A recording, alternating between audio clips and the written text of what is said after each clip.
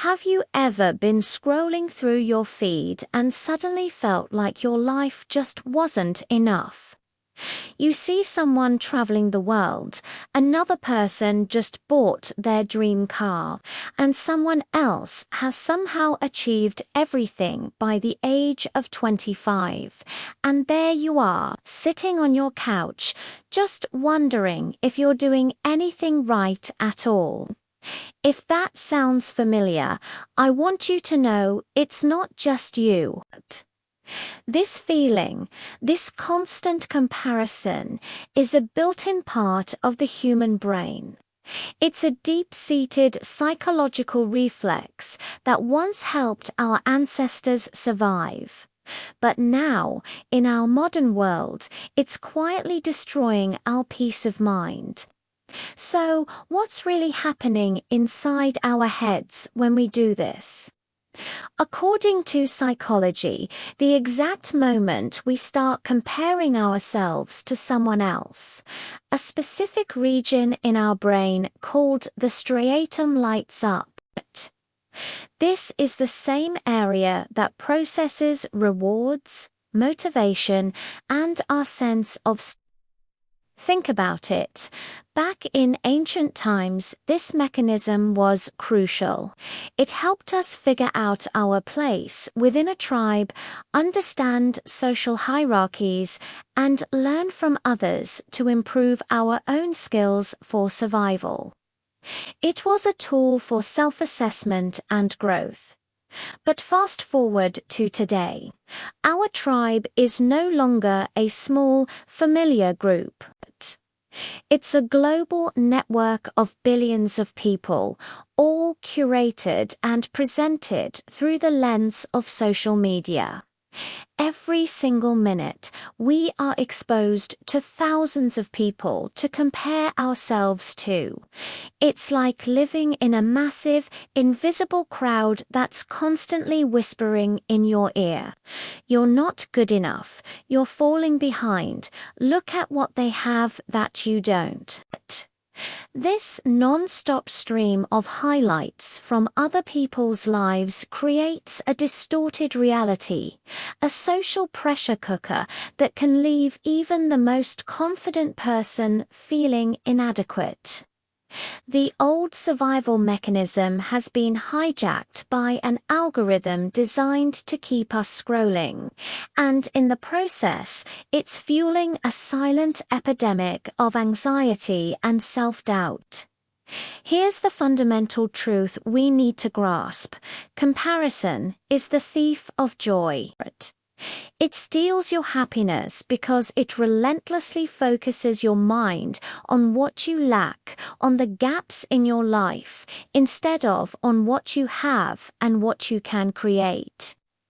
Every single time you compare your journey to someone else's, you are making a critical error.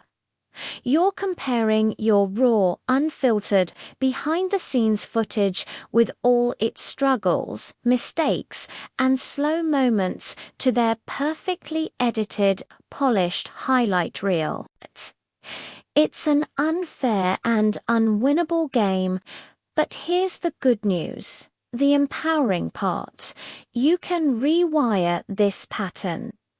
This isn't just a matter of thinking positive. It's a scientifically backed process of retraining your brain. So how do we do it? It starts with one powerful, yet simple step: awareness. You need to catch yourself in the act. The next time you feel that familiar pang of envy, that sinking feeling of self-doubt while scrolling, just pause. Stop everything and ask yourself one simple question. What is the story I am telling myself right now? Dig into it. Usually, the story isn't the truth. It's your insecurity, your fear, dressed up in the disguise of logic.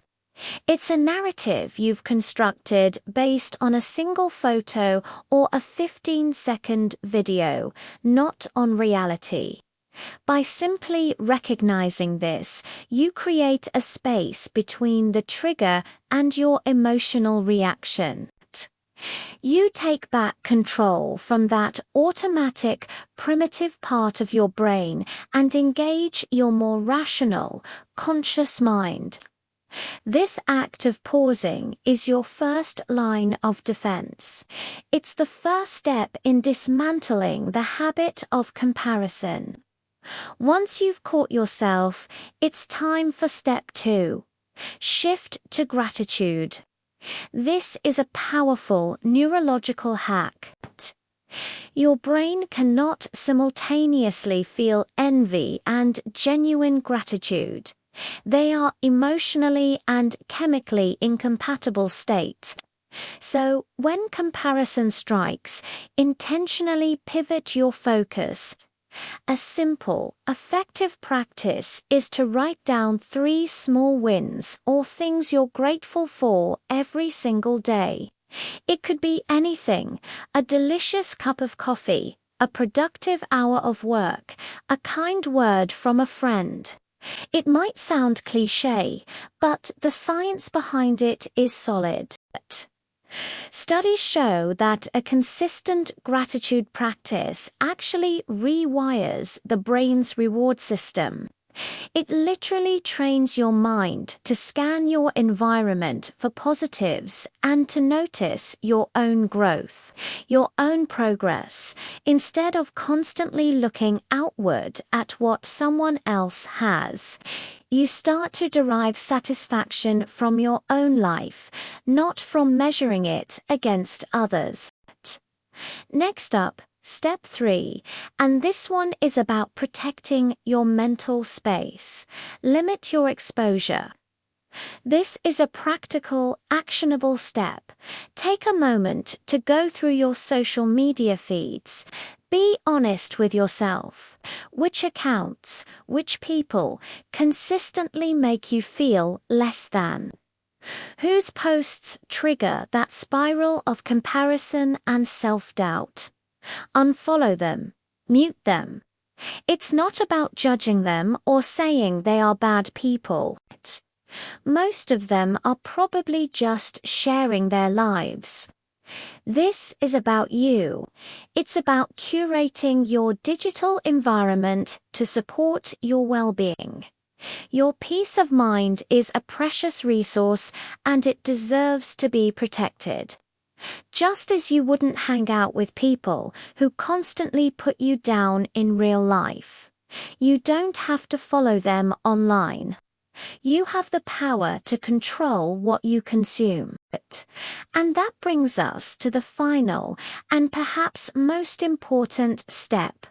Compete only with your past self. This is the only comparison that truly matters and the only one that leads to healthy growth.